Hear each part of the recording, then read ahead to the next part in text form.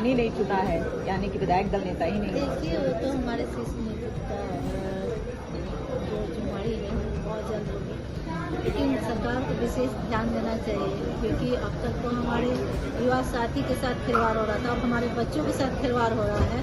तो सरकार को सब काम छोड़कर अपने हमारे बच्चों पे ध्यान देना चाहिए कि आखिर पेपर लीक कैसे हुआ, क्योंकि ये भविष्य का समय है,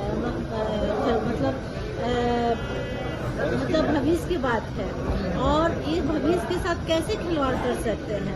तो इस पे जांच होनी चाहिए कि आखिर पेपर लीक कैसे हुआ। उनकी सरकार है, उनकी व्यवस्था है, उनकी प्रशासन है, तो इसमें सबसे ज़्यादा सब काम छोड़कर उस पर विशेष ध्यान देना। बिल्कुल हम लोग रखेंगे, हमारे सारे नेता हम लोग उस बच्चे के साथ खड़े हैं, ताकि हमारे बच्चों का भविष्य अंधेरे में ना जाए।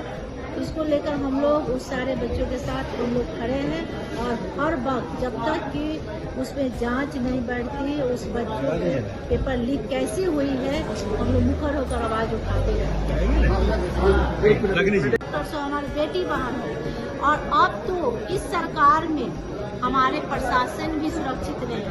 हमारे झरिया, हमारे धनबाद में प्रशासन पे भी जानलेवा हमला हुआ है, और हमारे खुद पे, हम विधायक हैं, मेरे कार्यालय पे गोली चला, और एक विधायक के कंप्लेन पे 15 दिन बाद FIR होता है। तो आप समझ सकते हैं कि प्रशासनिक विधि व्यवस्था कैसा है। तो कहाँ कंट्रोल हो रहा है, कहाँ क्राइम पे कंट्रोल हो रहा है। बोल रहे हैं कि हम क्राइम पे बहुत तेजी से कंट्रोल कर रहे हैं, कहाँ कंट्रोल हो रहा है। खूंटी की जो घटना हुई उसको किस तरह? कल ही राज्यपाल का अभिभाषण होता है, और कल ही घटना घटती है खूंटी में गैंगरेप की घटना है कि हमारे महामहिम राज्यपाल जी से अभिभाषण में लंबी लिस्ट पढ़ाया गया, झूठ का ना ही कॉपी दिया जाता, लेकिन इतना झूठ उनसे पढ़ाया गया कि मतलब उनका औहदा का ध्यान रखना चाहिए था।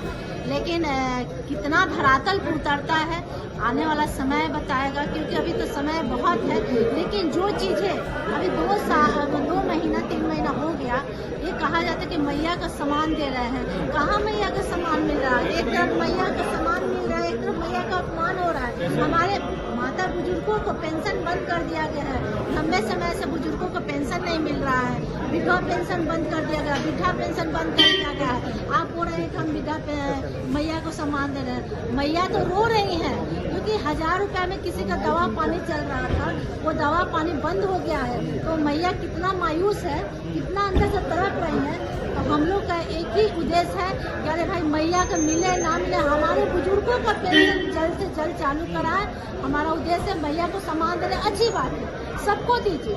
वो भी मैया बेचारी, हमारे सैकड़ों की संख्या में महिलाएं हमारे कार्यालय में आती हैं, वो हमसे पूछती हैं कि दीदी कब